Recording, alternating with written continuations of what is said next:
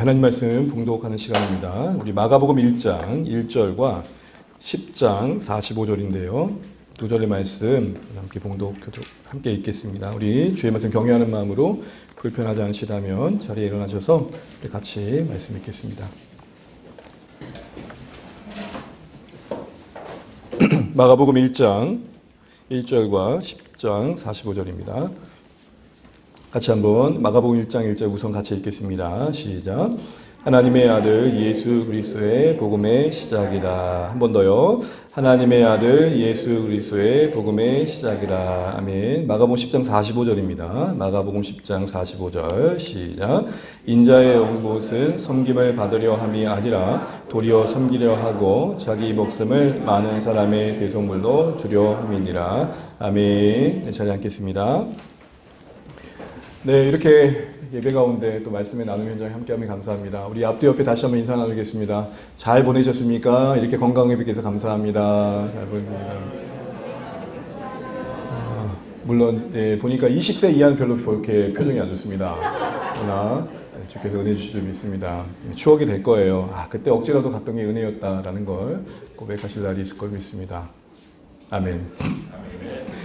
네, 오늘 빌립보서 말씀을 잠깐 멈추고 마가복음 2의 더하기라는 제목으로 마가복음의 개론을 좀 나누려고 합니다.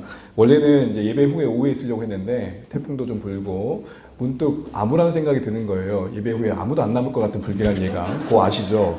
그래서 일단 합리적인 선택을 하자. 그래서 일단 예배 중에 말씀을 나누게 됩니다. 사실은 시간적인 부담이 있어서 그런 거였는데 그래도 허락된 시간 안에서 조금 컴팩트하게 교훈 중심으로 나눠가면 좋겠다 싶은 마음이 들어서 정리를 하게 됩니다.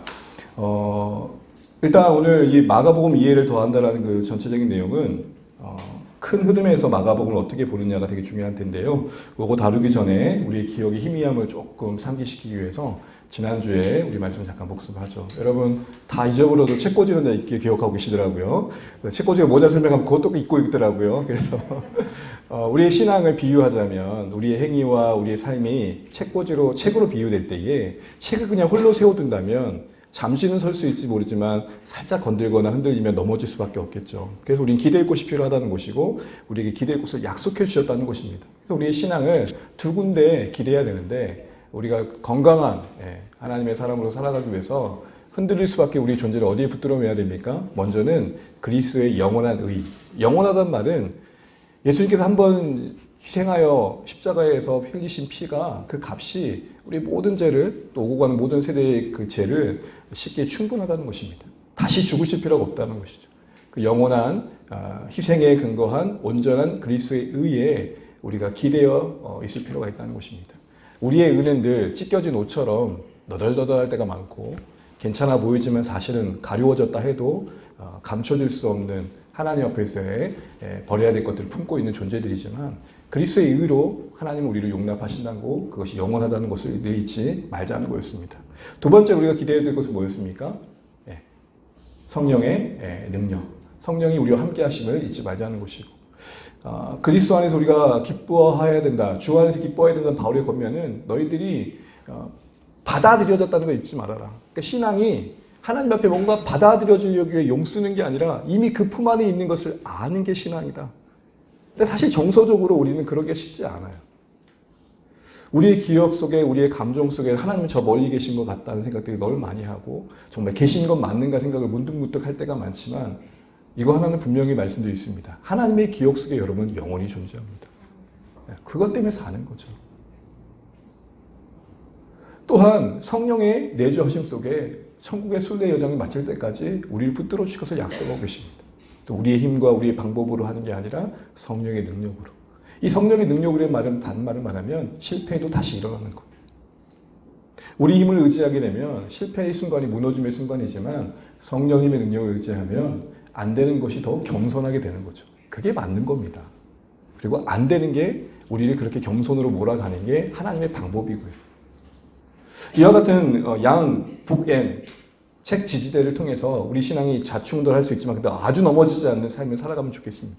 그리고 이 책꽂이를 바싹 조여가지고 이왕이면 곳곳이 외워주면 좋겠습니다. 아멘. 기억하시면서 우리 신앙을 자충우돌할 때마다 나는 무너질 수 없는 그 책 꽃질을 보장받고 있다. 이거 잊지 않고 넘어지면 오히려 은혜를 확인하는 복된 시간 되시길 축복합니다. 자, 오늘은 이제 마가복음 2의 더하기인데요. 오늘 지금 우리가 새벽과 수요 기도에 마가복음 말씀을 이렇게 본문을 따라 쭉 나누고 있습니다. 문득 들었던 생각이 새벽의 현장과 수요 기도 현장에 오지 않는 분들은 정말 마가복음을 듣고 있을까? 라는 회의적인 질문이 들었고 주님께서 저희 마음에 주신 것은 그래도 믿어야지, 그래 목회자지 이런 마음을 주셨지만 인간적인 생각들이 늘 듭니다. 그래서 오늘 사실 이 시간을 통해서 마가복음이 얼마나 매력적인 성경인지 말씀드리고 이 안에 담긴 이 메시지를 디테일한 사건 속에서 다시 한번 확인해가는 하루하루가 되면 좋겠다. 이런 마음에 여러분 소위 미끼를 던지는 마음으로 오늘 이제 말씀을 나누게 됩니다. 일단 여러분 마가복음 다루기에 앞서서 복음서가 성경에 몇 권인지 여러분 잘 알고 계시죠? 보통 몇 권이죠? 4권입니다. 마가 빼고 마태, 마가, 누가, 요한 4개인데 이 4권의 성경이 4권이어서 감사하긴 한데 4권이기 때문에 문제가 되는 경우가 생기는 거예요. 여러분 복음은 몇 개입니까? 하나입니다. 예수님은 하나잖아요. 한 분이시잖아요. 우리 위해서 이 땅에 오셔서 우리 인간처럼 사셨다가 우리의 죄를 위해 십자가에 지신 분은 오직 한 분, 예수님 그분밖에 없죠. 다른 예수님이 계시지 않아요. 하나님의 구원 사역을 이행하신 예수님의 생애는 단 한 번뿐이었습니다. 그래서 여러분 사도행전에 그런 말을 하잖아요. 천하 인간의 구원받을 이름을 주신 적이 없다. 오직 예수 이름이 없다. 그런데 복음서는 4개예요. 그러다 보니까 같은 복음인데 어떻게 4개가 될 수 있지? 라는 생각을 하게 됩니다. 실제적으로 복음서를 딱 펼쳐보게 되면은 마태, 마가, 누가가 비슷한 내용들을 다루고 있지만 엄밀히 따지면 달라요. 여기는 한 사람만 나오는데 여기는 2사람이 있었다고 그러고 뭔가 진술이 좀 달라요. 이런 게 뭐가 될까요? 성경의 권위를 공격하는 자들 입장에서는 먹잇감이 되는 거예요.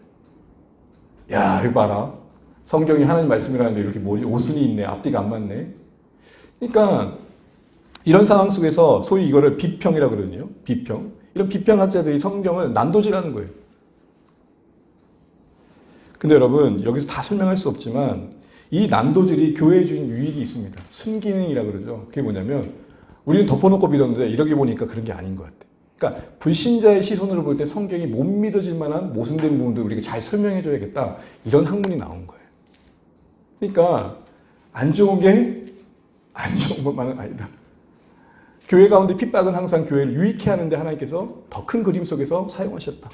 여러분 우리 인생도 마찬가지입니다. 하나님 우리 인생을 다루어 가실 때에 우리가 볼 수 없는 그 큰 그림을 가지고 계시다는 것을 신뢰해야 돼요. 그래서 여러분 우리의 대부분의 인생은 그렇습니다. 알고 가는 게 아니라 다 지나고 보니까 그래서 그랬구나. 여러분 우리 앞뒤 옆에 좀 정신 차리라고 이렇게 인사하시면 좋겠습니다. 그래서 그랬디야. 그래서 그랬대. 지금 좀 초점을 이루고 계신 것 같아요. 우리 지금 어디로 가고 있는 건가? 그래서 같은 내용인데도 불구하고 용어나 표현, 강조점에 따라서 달라지는 모습들을 세상은 그 지식은 비평을 하지만 성경은 충분한 이유를 갖고 있습니다. 일일이 다 설명드릴 수 없지만 요지는 뭐냐? 결국 그 모든 다름은 저자 입장에서 독자를 배려한 거였습니다. 자, 같은 내용이지만 이 아이들에게 얘기할 때와 어른들이 얘기할 때의 뉘앙스나 언어 선택이 같습니까? 틀립니까? 그렇다고 전달한 내용이 틀린 겁니까? 달라진 겁니까? 아닌 거죠. 그런 내용을 이해하시면 좋겠습니다. 그리고 분명한 것은 이 4권의 모든 성경들이 당시 교회 성도들에게 하나님의 권위 있는 말씀으로 수용되었다는 게 중요합니다. 그래서 초대교회 성도들의 성경에 대한 믿음을 보게 되면은 베드로전서 2장 20절 21절 여러분 설교 노트 있죠? 그냥 보시면 한번 읽어보겠습니다. 시작. 먼저 할 것은 성경의 모든 예언은 사사를 풀 것이 아니니 예언은 언제든지 사람의 뜻으로 된 것이 아니요 오직 성령의 감동하심을 받은 사람들이 하나님께 받아 말한 것입니다. 성경을 사람이 썼다고 시비 거는 사람도 있어요. 맞아요. 사람이 썼어요. 그런데 그 사람을 붙들고 하나님께서 주신 말씀을 기록했다는 것입니다. 그 과정에서 하나님은 그 사람들 각자 붙들고 그 기록의 과정이 모순이 없도록 돕고 보호하고 지혜를 주신 과정을 성경은 그렇게 기록되었다고 말합니다. 그렇기 때문에 사사로이 풀지 말래. 사사로이 풀다는 말이 무슨 말일까요? 너희들이 보는 대로 풀지 말라는 거예요. 각자의 생각대로 이해하지 말라는 거예요. 여러분 어떤 글을 썼습니다. 글을 썼는데 누군가 제3자가 평가를 한다고 평가를 하는데 의도를 왜곡할 때 속상해요? 속상하지 않아요? 속상하죠. 가장 건강한 판단은 뭡니까? 그 글을 쓴 사람이 어떤 의도로 썼는지를 먼저 물어보는 게 맞다 틀리다? 맞는 거죠. 그게 사설을 풀지 말라는 말의 의미인 것입니다. 또 하나를 볼까요? 디모데후서 3장 16절입니다. 시작. 모든 성경은 하나님의 감동으로 된 것으로 교훈과 책망과 바르게 함과 의로 교육하기에 유익하니. 성경이 하나님의 감동으로 기록되어 있다고 말합니다. 그것이 우리에게 유익하다 말합니다. 감동이란 말은 호흡을 부여한다는 말인데 이 말을 우리는 좀 교리적인 용어로 영감이라고 합니다. 영감 어디 있어? 요거 말고 우리에게 인사이트를 주셨다라는 거예요. 성경의 저자들에게 감동을 주셨다 이 말입니다. 자 보십시오. 기록된 성경의 기록자들이 인간인 건 맞지만 모든 가정에 하나님은 개입하셨음을 보여줍니다. 이런 근거 속에 이런 믿음 속에 초대교회 성도들은 성경을 하나님의 말씀으로 기꺼이 받아들였습니다. 그런데 왜 성경을 이렇게 같은 사건을 다루면서 다룰 수밖에 없을까 할 때 아까 말씀드린 것처럼 같은 복음이 다른 저자들에 의해서 다른 청중들에 의해서 다른 청중들을 향해서 쓰여진 강조점의 다름이었습니다. 참고적으로 본다면 마태복음은 그 원독자자, 당시에 쓰여졌던 마태복음이 기록될 수 있는 상황에서의 우선적으로 고려했던 청중은 누구냐면 유대인들이었습니다. 그래서 마태복음의 가장 큰 특징 중에 하나는 뭘로 시작하죠? 족보로 시작해. 족보가 아브라함 다윗. 유대인들에게 아브라함은 친숙한 조상이잖아요. 그들의 역사잖아요. 그러니까 거기서부터 시작하는 거예요. 왜요? 그걸 통해 오신 예수님이 그 구원자임을 말하기 위한 방법이었어요. 그러니까 복음서는 다 예수님을 말해요.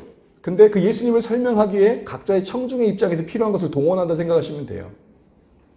그리고 마태복음에 가장 많이 나오는 게 중에 하는 말씀 중에 하나가 뭐냐면 이루어졌다.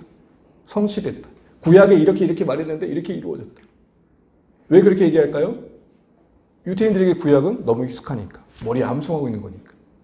그래서 여러분 지금도 전통 유대인들을 전도하는 방법은 쪽복음을 주는 거예요. 그들에게는 구약까지가 성경이에요. 신약은 금서야. 이렇게 말해요. 신약을 읽으면 지옥 간다. 그래서 지금도 유태인들에게 전통적인 유태인들에게 전도할 때는 복음서, 마태복음을 쪽복음을 전대해줘요. 그럼 그 사람들 뭐 은혜를 받아. 여러분 쪽복음 은혜 되십니까? 안 되잖아요. 근데 그분들에게 은혜가 돼. 그런 반면에 마가복음은 어떨까요? 유태인이 아닌 로마인들을 중심으로 이방인 중심으로 특별히 로마적인 사람들 중심으로 쓰다 보니까 족보 필요해요? 안 필요해요? 혹시 필요 없어요. 그리고 출생과정 그렇게 필요 없어요. 그래서 바로 예수님이 사역을 본격적으로 하신 것부터 다루기 시작합니다. 누가복음은 헬라인들을 중심으로, 요한복음은 범세계적인 대상으로 서여졌습니다. 이와 같은 각각의 다른 강조점을 가지고 다른 예수님의 강조점을 다루고 있는 것이죠. 그래서 여러분 결국적으로는 같은 예수님을 좀 부요하게 풍성하게 경험케 하는 것입니다. 제가 비유적인 거니까 이게 좀 비유가 적절치 않을 것 같은데 여러분 범죄자들이요 사진 찍을 때 어떻게 큽니까? 왜 이리 찍지요? 왜 이리 찍지요? 헷갈리지 마라. 그죠? 요렇게 하면 요렇게만 찍는 것보다 요렇게 찍는 게 훨씬 더 옆모습, 측면 모습 보니까 더 분명히 알겠죠. 적절하지 않은 예화인 것 같습니다. 예수님이 갑자기 범죄자가 됐다는 것에 대해서 상당히 충격을 받고 계시는 거예요. 그런 의미가 아닌 거 아시겠죠? 설명의 방식이 그렇다는 겁니다. 자, 이런 측면에서 보면 이 네 권의 복음서의 그 마가복음 도대체 어떤 부분을 강조하고 있고 어떤 청중들을 배려하여 우리에게 주신 교훈은 뭔가? 여러분 성경을 읽을 때 가장 중요한 건 그 저자고 그 저자의 인생의 스토리입니다. 왜냐하면 모든 책이 그렇듯 그 책에는 그 인생의 이야기가 녹아지게 되어 있습니다. 그 저자를 알면 그 책이 더 와닿게 되는 것이죠. 그래서 여러분 마가복음의 기록자는 누구일까요? 마가라고만 하지 마시고 이렇게 하시면 좋겠어요. 함께 따라하시죠. 마가라고 하는 요한 시작. 마가는 왜냐하면 이 두 이름이 상징적인 의미가 있기 때문에 그렇습니다. 마가는 헬라식 로마식 이름이에요.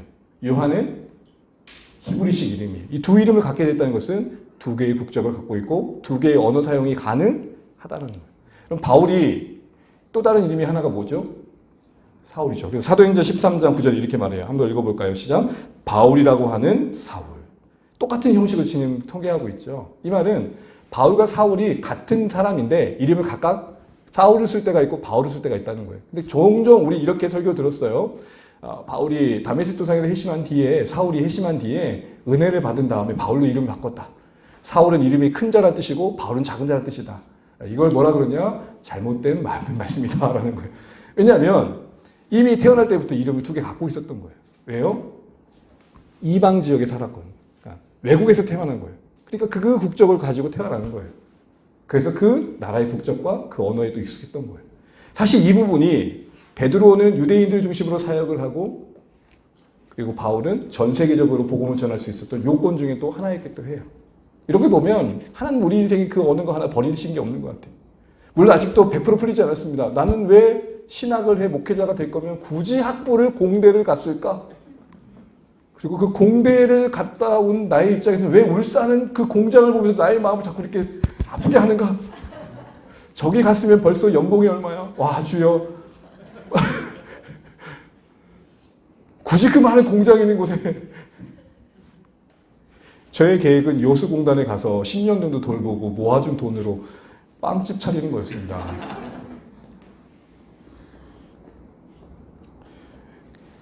그래서 여러분 이 2 이름은 마가의 어떤 인생의 한 부분인 거죠. 아, 참 얘가 글로벌한 인생이구나. 뒤에 보겠지만 실제적으로 이 마가는 그래서 베드로의 언어 소통의 수행자로 동행하게 됩니다. 근데 이 마가는 특별히 누굴까요? 성경이 다루고 있는 부분만 보면 사도행전 12장 12절 한번 읽어보겠습니다. 사도행전 12장 12절입니다. 함께 읽습니다. 시작. 마가라는 요한의 어머니 마리아의 집에 가니 여러 사람이 거기에 모여 기도하고 있더라. 여기 보시면 마가라는 요한의 어머니 마리아의 집. 여러분 이곳이 바로 예수님이 제자들과 최후의 만찬을 하셨던 그 다락방이고 그리고 예수님이 승천하신 뒤에 예루살렘에서 기다려라 할 때 함께 120명도가 모여가지고 기도하며 성령의 강림을 간구했던 그곳이 바로 이 마가의 다락방. 마리아의 집, 마가의 다락방인 것입니다. 이렇게 보면 여러분 이 정도의 큰 사람들이 모일 정도의 공간을 갖고 있다는 것은 그만큼 부유한 집이었다는 겁니까? 넉넉한 집이 아니었다는 겁니까? 그만큼 부유한 집에 태어났던 겁니다. 글로벌하고 태어나는 가운데 환경, 배경이 남다르고 빵빵해요. 자, 넉넉한 환경이었다는 것이죠. 자, 이런 상황 속에서 주님을 따르는 게 더 쉬울까요? 생각해 보자는 거죠. 당시의 관점에서 세계관에서 본다면 성공의 요건을 다 갖고 있고 출세의 요건을 다 갖고 있어요. 그런데 복음서를 저작한 하나님의 사람이 되었다? 한번 생각해 볼 필요가 있는 것입니다. 그렇다면 여러분 이 마가가 예수님을 직접적으로 따르지 않았다는 사실에 의문을 제시할 수 있잖아요. 그럼 우리 마가의 말을 들을 수 있어? 믿을만해? 그 근거로 뭘 얘기하냐면 마가가 말하고 있는 예수님에 대한 이야기가 신뢰할 만한 이유는 생생한 목격자의 진술을 받아 적었기 때문입니다. 그가 누굴까요? 바로 베드로입니다. 그래서 베드로와 마가의 관계를 추정할 수 있는 본문 하나가 있는데 우리 베드로전서 5장 13절 한번 읽어보겠습니다. 시작. 택하심을 함께 받은 바벨론의 교회가 너희에게 문안하고 내 아들 마가도 그리하니라. 여러분 베드로와 마가는 혈연 관계일까요? 아닐까요? 전혀 아니에요. 그런데 아들이라고 표현했어요. 바울이 디모데를 내 아들이라고 표현해요. 이게 무슨 관계입니까? 영적 아비의 관계, 영적 부모의 관계죠. 무슨 말이에요? 복음으로 베드로가 마가를 낳았다는 겁니다. 베드로의 그 생생한 증언을 마가는 곁에서 들으며 그 소스를 가지고 마가복음 충분히 쓸 수 있는 관계가 확보되어 있었다는 겁니다.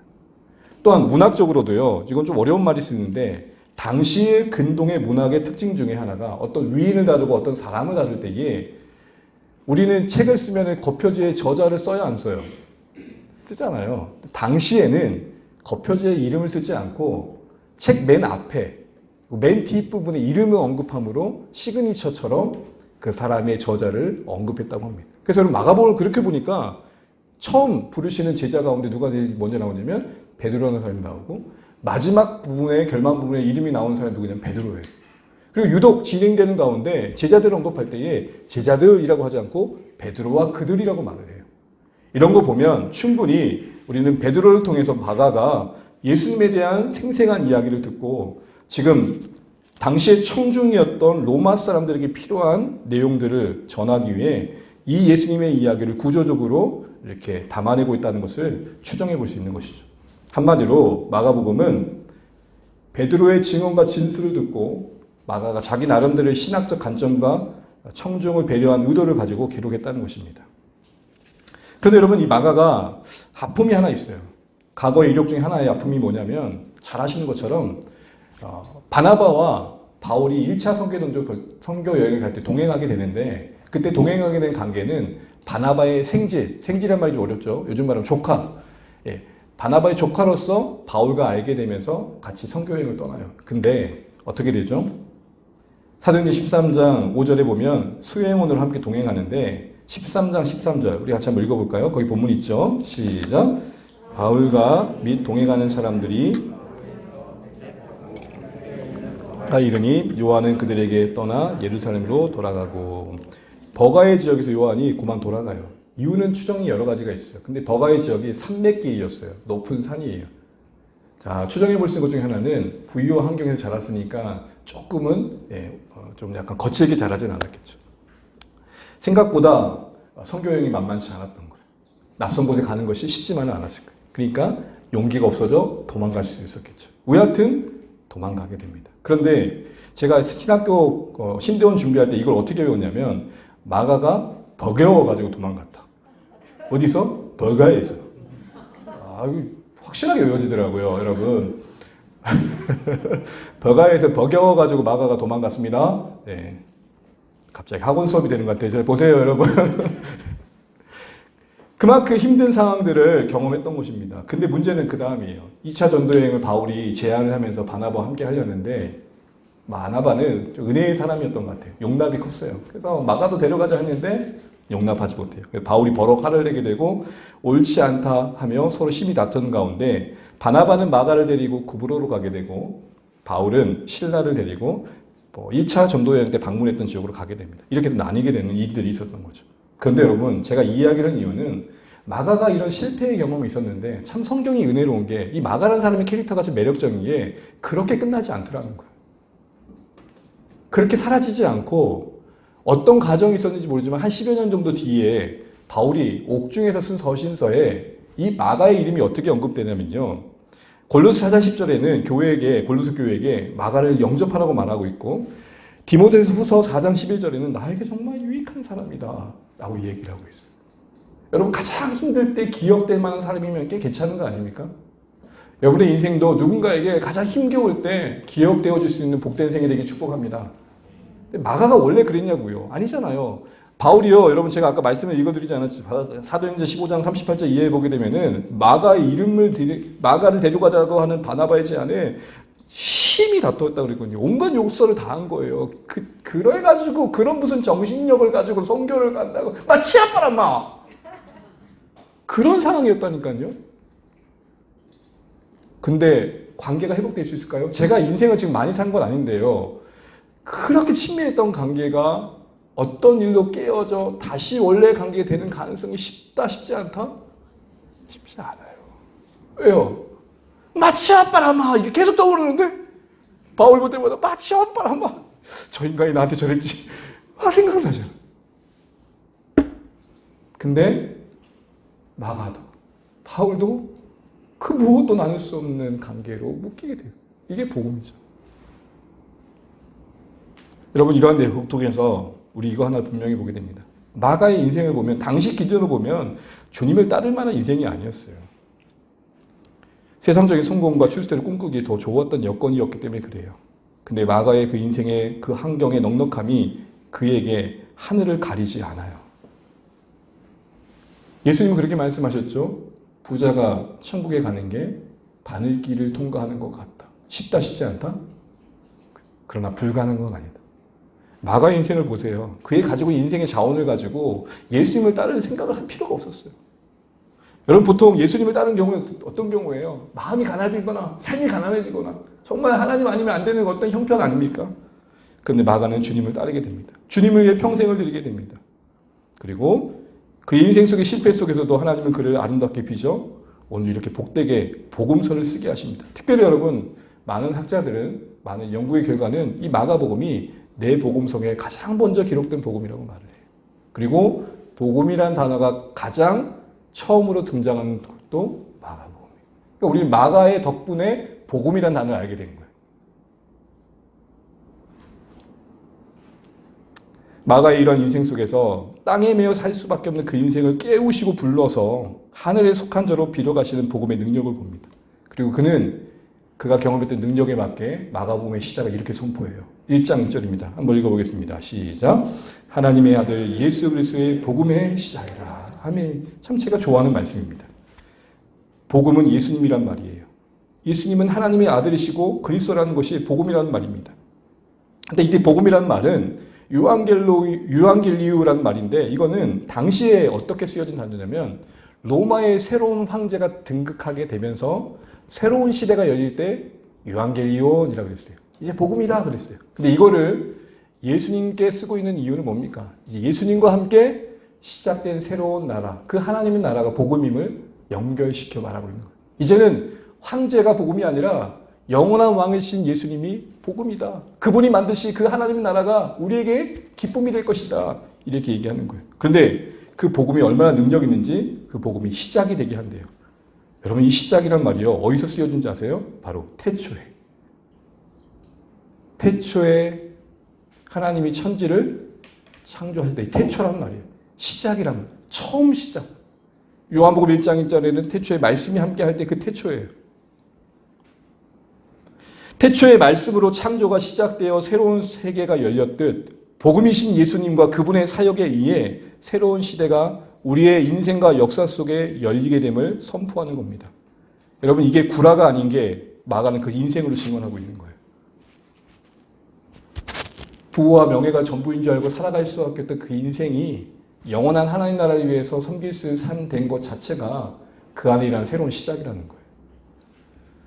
우울감과 열등감 속에 찌릿도 못난 인생을 살 수밖에 없던 제가 예수 복음 때문에 이 자리에 있다는 거예요. 복음이 저의 생각의 새로운 시작을 만들었고 복음이 제 인생의 새로운 가치관의 시작을 만들었으며 복음이 모든 관계 속에 늘 움츠러들 수밖에 없는 저에게 그를 섬길 수 있는 마음의 시작을 만들었어요. 여러분 제가 민면에 흐르는 마음이 뭐냐면 극한의 열등감이에요. 항상 사람들이 나를 어떻게 생각할까요? 짓눌리며 청소년 시기를 보냈어요. 그리고 저의 공부의 원동력은 그 열등감이었어요. 제 기억 속에 지금도 저번에도 한 말씀드렸던 것처럼 제 어린 시절의 상징적인 기억은 뭐냐면 항상 선생님 주변에 아이들이 있어요. 그 아이들은 이렇게 칭찬을 받아. 쓰담쓰담. 근데 저는 그걸 멀리서 이렇게 지켜보는. 가만 보면 걔네들 공통점이 뭐냐면 이제 공부 잘하는 애들. 제 마음은 뭐예요? 인생 살려면 공부 잘해야 된다. 그래서 그때 이달학습, 매달학습, 완전 표준전과, 동아전과. 와, 촌놈이 강주 가가지고.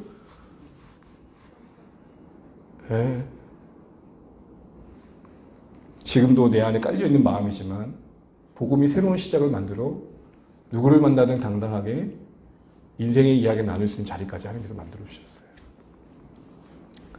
복음이 시작이다. 와, 마가는 그 인생으로 말하며 선포하고 있는 거예요. 이게 오늘 저자 마가를 통해 우리가 한번 생각해 볼 교훈인 것입니다.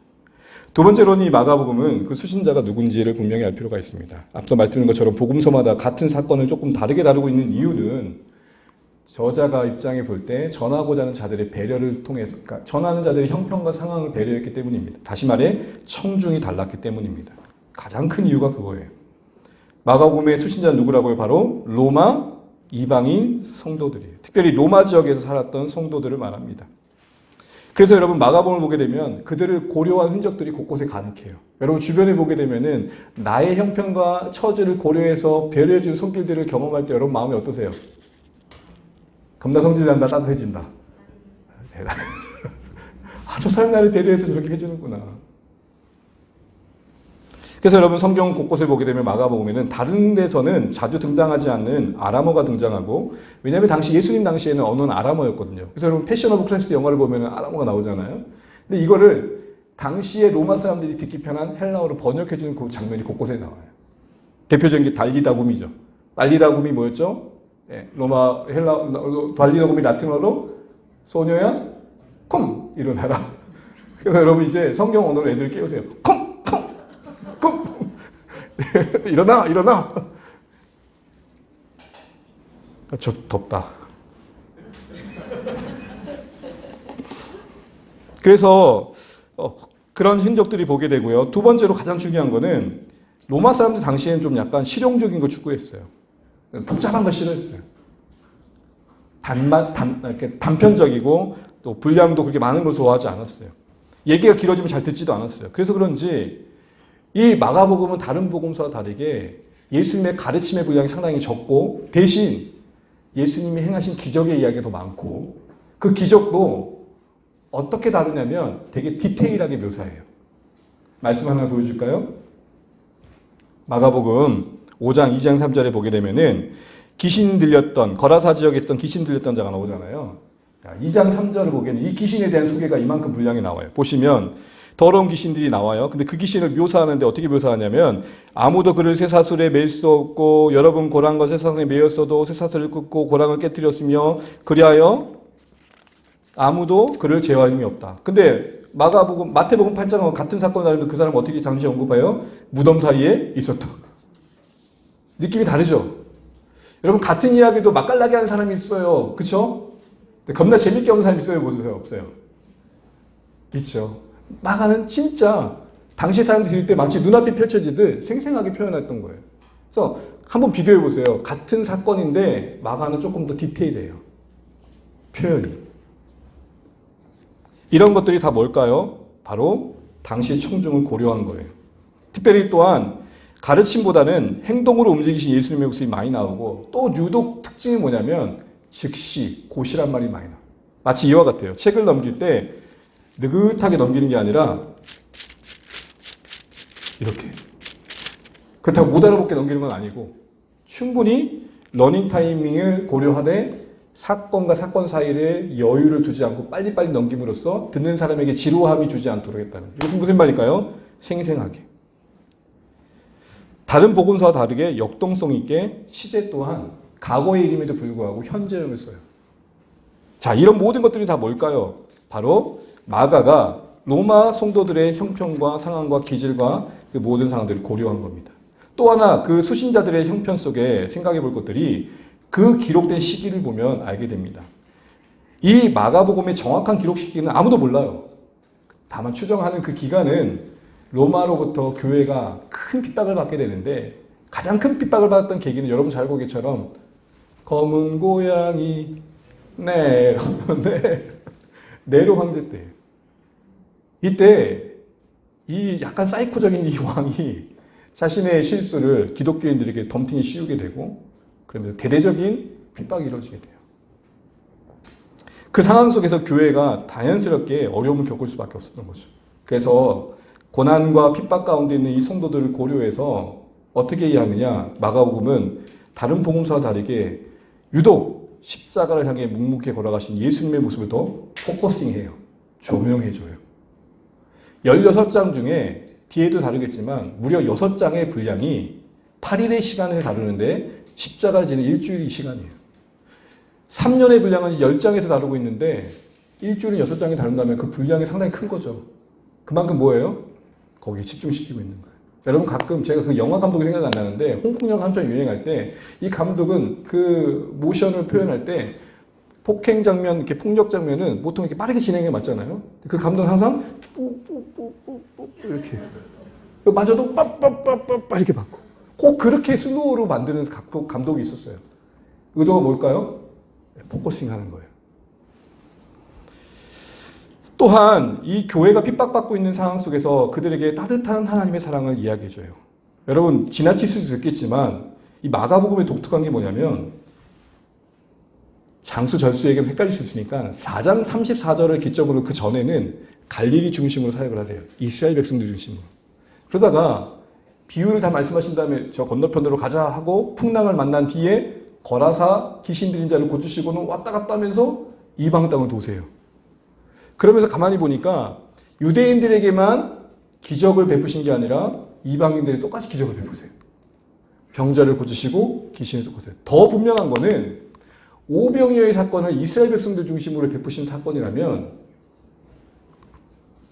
이방인들 중심으로는 질병 2, 3월을 베풀어요. 왜 2, 3월이라고 하냐면 성경에 2어라고 하지 않아요. 물고기 두어 마리 그래요. 그러니까 2마리는 더 이상이 됐다라는 거죠. 어쨌든 오병이어는 여러분 잘 알고 계세요. 뭐예요? 보리떡 5개, 물고기 2마리, 아이아이헤이헤 몇 바구니 남았다? 열? 자, 700년에 몇 바구니 남죠? 7바구니. 이 숫자가 의미가 있는 거예요. 12바구니는 유대인들에게는 무슨 숫자냐면 이스라엘 백성이. 빼도 박도 않고 이스라엘 백성이. 실은 성경 전체의 맥락은 뭐냐면 온 열방을 말해요. 자, 보십시오. 그 12바구니 바구니에 떡을 담으신 예수님. 그 7바구니에 떡을 담으신 예수님. 충만하게. 뭘 말할까요? 떡이신 예수님 안에서 온 열방을 담아내시는 하나님의 구원의 역사를 그 기적의 사건을 통해 예시해주고 계신 거예요. 오병이어와 십병기 3호는 천국잔치를 예표해요. 그곳에 12바구니로 상징되는 이스라엘만 담기는 게 아니라 7방울로 상징되어진 이방인들도 담길 것이다. 자, 이방인들 입장에서 보면 이 이야기가 어떻게 들릴까요? 하나님은 유대인들만의 하나님이 아니라 우리 하나님이시네. 나을까 안 나을까요? 마가는 그걸 의도적으로 균형 있게 다루고 있어요. 왜요? 청중이 누구니까? 맞아요. 이런 모습에서 여러분, 우리는 중요한 한 가지 생각해 보려고 그래요. 고난받고 있는 성도들에게 오늘 마가는 하나님 너희를 사랑하고 있어를 상기시켜줘요. 유대인들만 먹이신 하나님 아니야. 여러분, 여기서 우리 한 가지 붙들 필요가 있어요. 이렇게 섬김의 행동으로 직접적으로 증거되어진 예수님의 사랑 안에 담긴 하나님의 사랑은 차별 없다. 이거 신뢰하셔야 돼요. 이 땅의 신자들이 겪는 고려움 중에 하나가 뭡니까? 동일하게 하나님을 사랑하고 동일하게 하나님의 사랑을 받고 있다고 이야기는 하는데 현실의 격차가 너무 커. 누구는 기도해가지고 응답받는데 나는 맨날 지지로 분산받게 똑같아. 누구는 기도해가지고 자녀들이 잘 되는 걸 보는 것 같은데 내 자녀들 왜 이렇게 인생이 꼬이지? 하나님의 사랑은 동일하다고 하는데 내 현실은 뭐 이렇게 엉망진창인지. 그런 우리에게 마가는 말합니다. 하나님의 사랑은 여전히 동일하다. 로마 시민들 속에서 살았던 그들이 교회에 이어서 받았던 핍박 속에 당할 생각들을 생각해 보십시오.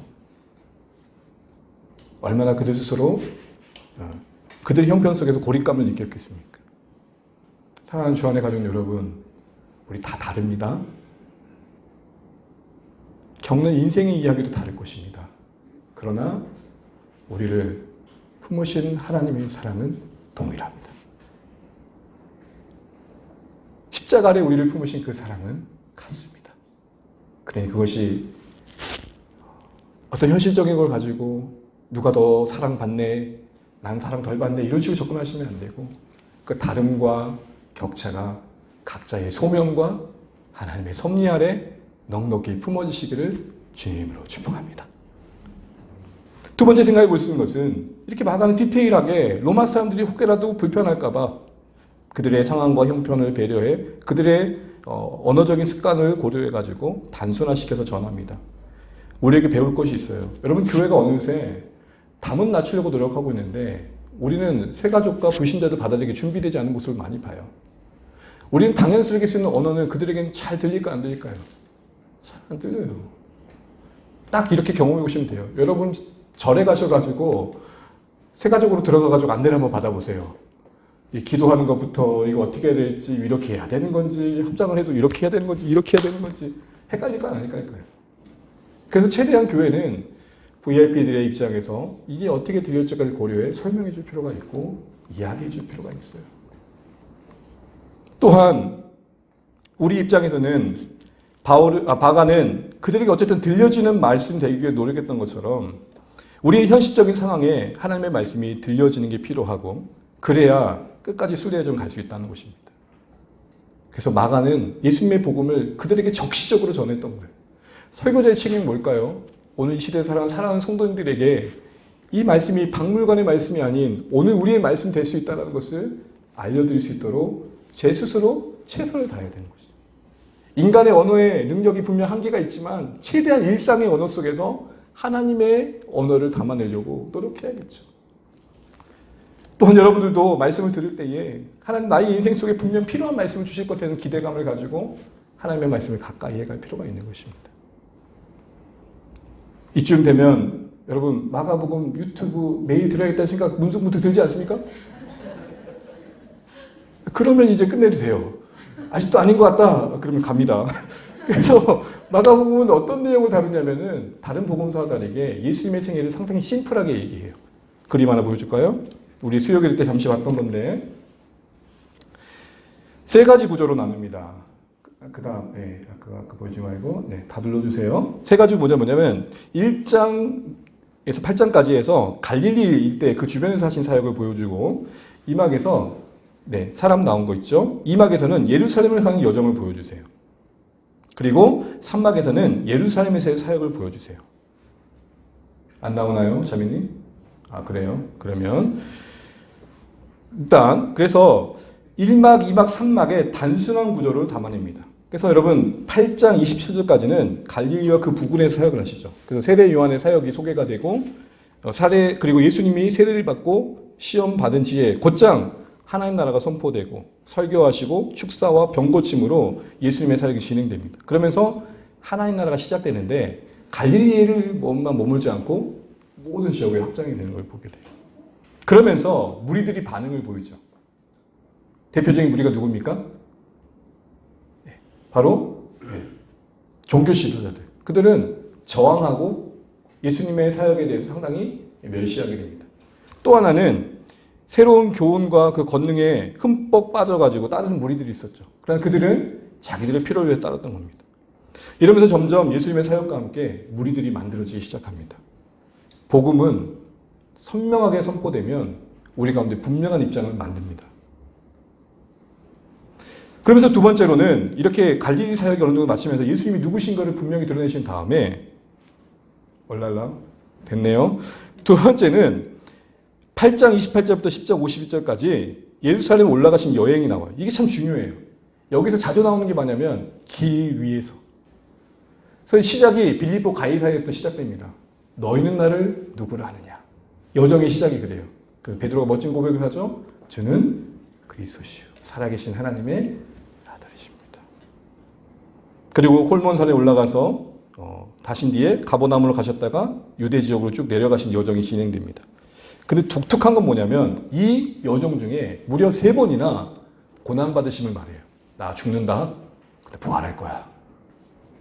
또 가다가 나 죽는다. 근데 나 부활할 거야. 가다가 나 죽는다. 부활할 거야. 죽는 이유도 말씀하셔요. 모든 사람의 대성물 되려 하죠. 내가 너희를 구원하기 위해 죽으러 온 거야. 그게 내가 그리스도로서 할 일이야. 메시아에서 해야 될 일이 그거야. 근데 당시의 사람들이 기대했던 메시아가 할 일은 뭐였죠? 왕이 되어 주십시오.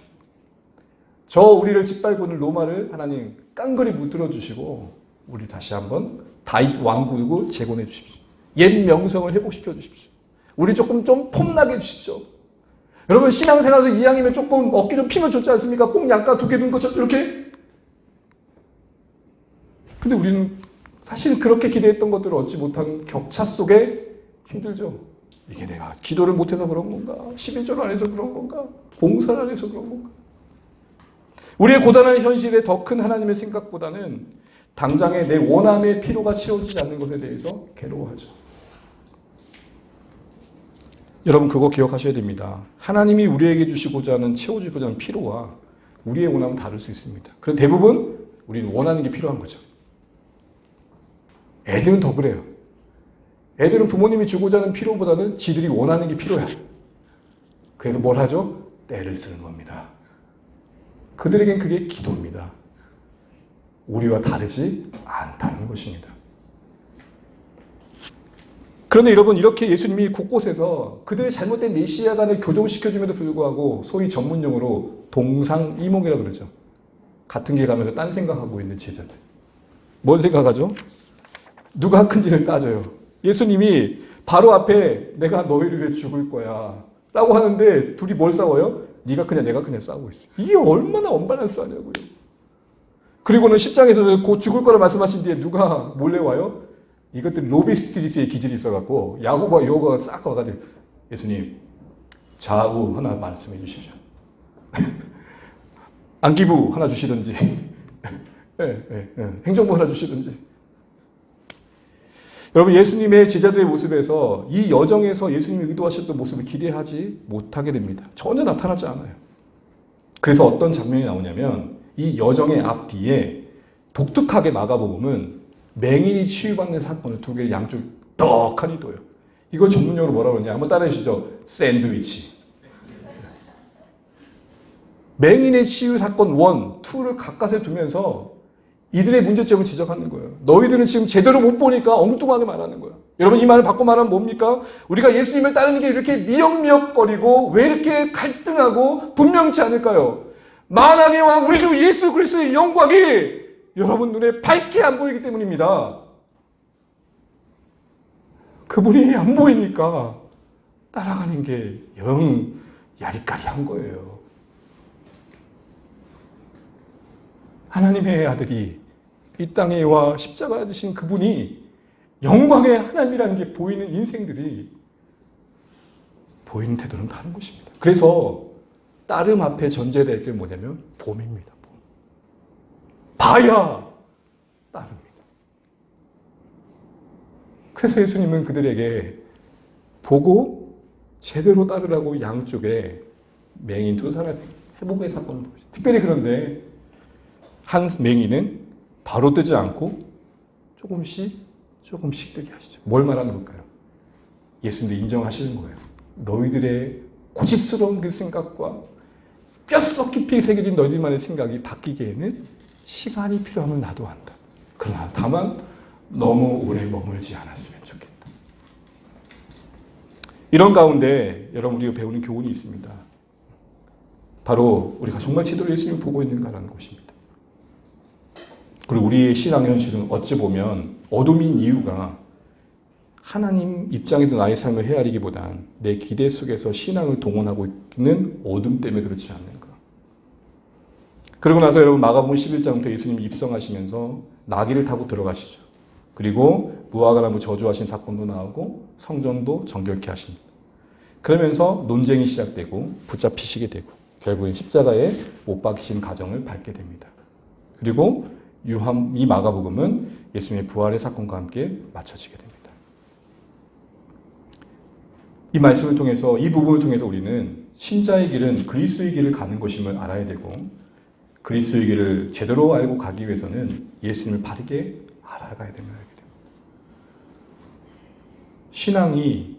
신앙의 이름으로 신앙이 아닌 것을 구할 수 있다는 현실을 우리는 바르게 분별해야 됩니다. 신앙의 이름으로 신앙이 아닌 것을 열심 있게 추구할 수 있다는 것을 우리는 분명히 알고 우리의 신앙의 현실을 돌아봐야 됩니다. 또한 더하여 우리 모두를 포함하여 연륜과 함께 우리에게 예수 그리스도가 더 영광스럽게 귀하게 여겨지시기를 주님의 이름으로 축복합니다. 우리 예수님 동네 아저씨 아니에요. 우리 예수님 옆집 아저씨 아니라고요. 하나님이십니다. 마지막으로 이제 마가복음 마무리하면서 우리에게 도전과 격려를 하는데요. 이게 어찌 보면 마가가 로마 교회 성도들이 하고 싶었던 결론이기도 합니다. 도전은 뭡니까? 한마디로 이거예요. 당신이라면 이상하게 어떻게 했을까요? 이렇게 볼 수 있는 이유는 조금 어려울 텐데 조금 따라와 주시면 좋겠습니다. 일단 결론적으로 말하면 마가복음의 결말은 다른 복음서와 다르게 생뚱맞아요. 우리 한때 유행했던 거 있죠. 생뚱맞죠? 왜 그러냐면 보통 정상적인 마침이 아니라 하다 말아. 마가복음 여러분 16장 9절부터 20절을 보게 되면 여러분 성경이 정상적이라면 가로가 쳐졌을 겁니다. 쳐져 있습니까? 성경을 안 보고 계시군요. 성경에 보면 가로가 쳐져 있어요. 가로가 쳐져 있고 각주, 난해주 아래에 보게 되면 어떤 사본에는 이 부분이 없습니다라고 되어 있습니다. 요거 가지고 시비 거는 사람도 있어요. 어떻게 하나님 말씀이 있을 수 있고 없을 수 있지? 여러분 이건 좀 길게 되니까 나중에 설명하더라도 이렇게 말씀드릴게요. 예수님 당시에 마가가 예수님에 대한 이야기를 쓸 그 시점에 가장 가까운 사본에는 16장 8절까지만 나와 있는.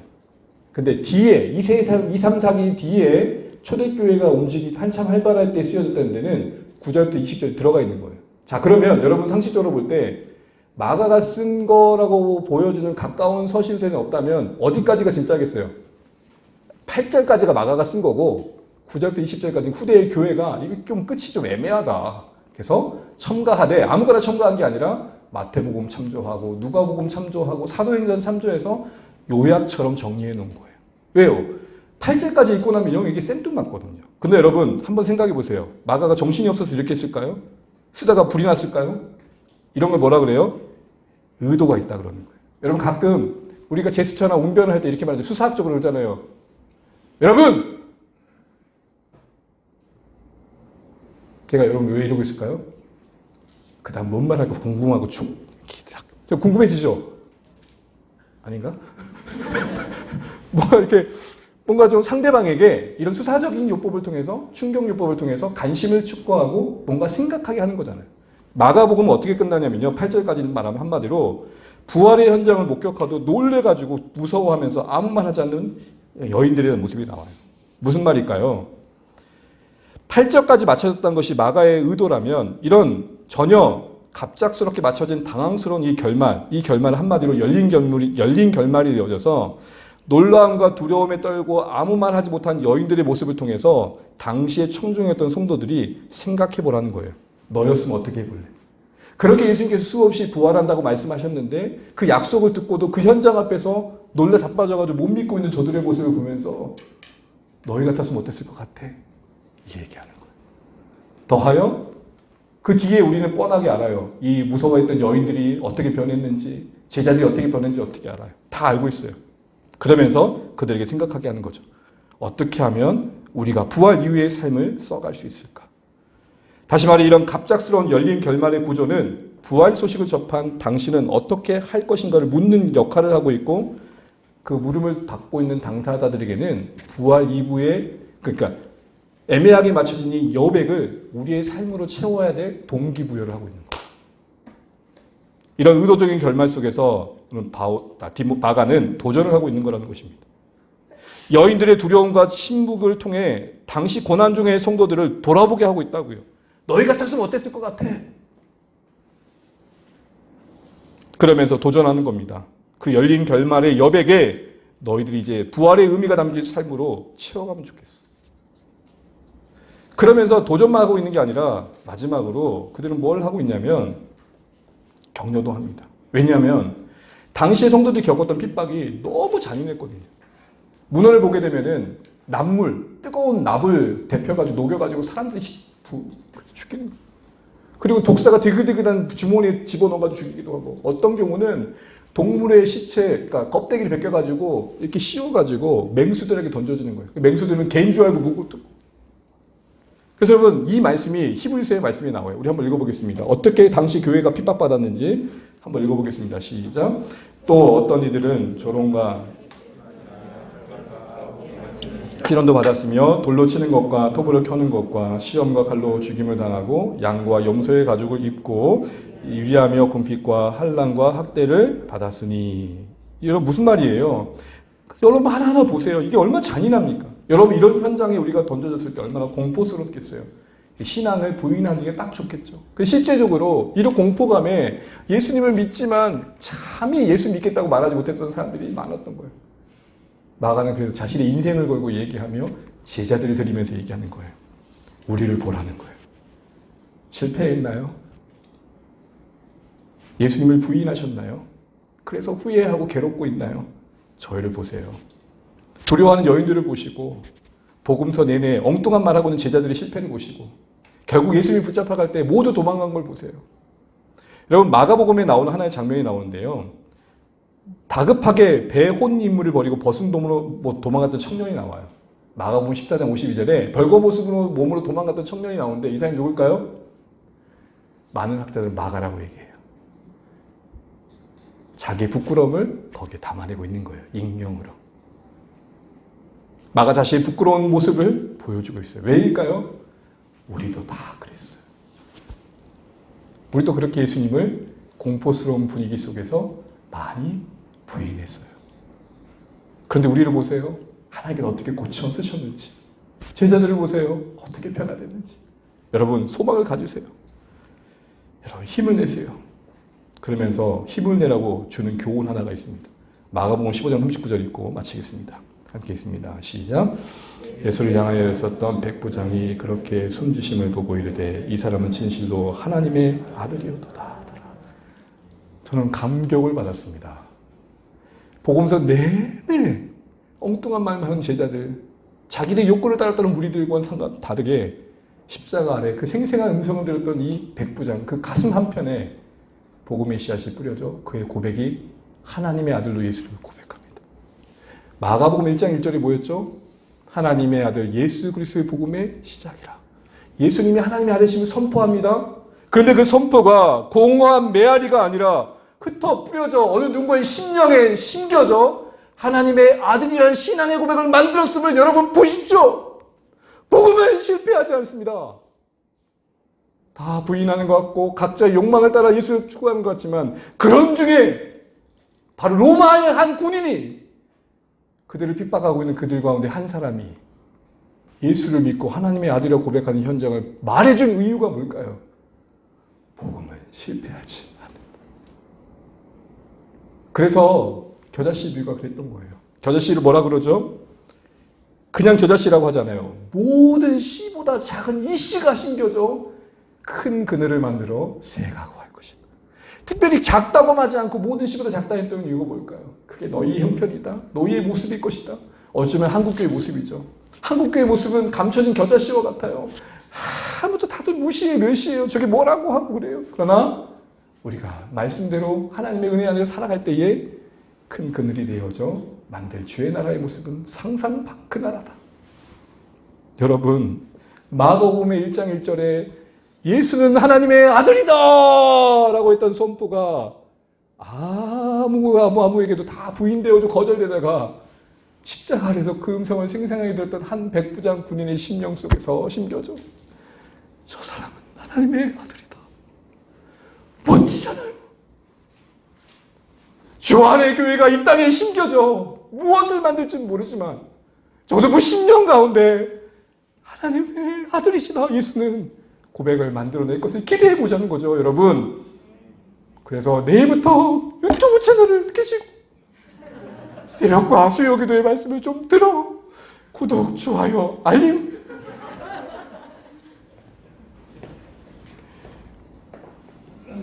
그러면서 이 결말을 우리에게 이런 도전을 한 겁니다. 마지막으로 그 빨간 글씨 한번 읽고 마치겠습니다. 시작. 당신은 도망갈 건가 아니면 다시 일어나 왕 되신 예수님을 따르며 그를 증거하겠습니다. 이 질문 앞에 어떤 반응을 하시겠는지 묻고 있는 게 마가복음입니다. 그러나 그 질문은 협박이 아니라 실패자로서 다시 그 길을 걷고 있는 한 신자의 따뜻한 도전입니다. 이런 맥락 속에 담겨진 마가복음의 한 사건은 일관되게 우리에게는 따뜻한 도전을 합니다. 어쨌든 정말 이 마가복음의 이 따뜻한 도전이 사건 속에 어떻게 녹아져 있는지 좀 보십시오. 재밌습니다, 여러분. 그래서 오늘 이 말씀을 읽으면서 여러분의 마가복음의 이해가 좀 더 깊어졌기를 주의 이름으로 축복합니다. 네, 이 시간 우리 좀 시간이 갔기 때문에 오늘은 바로 우리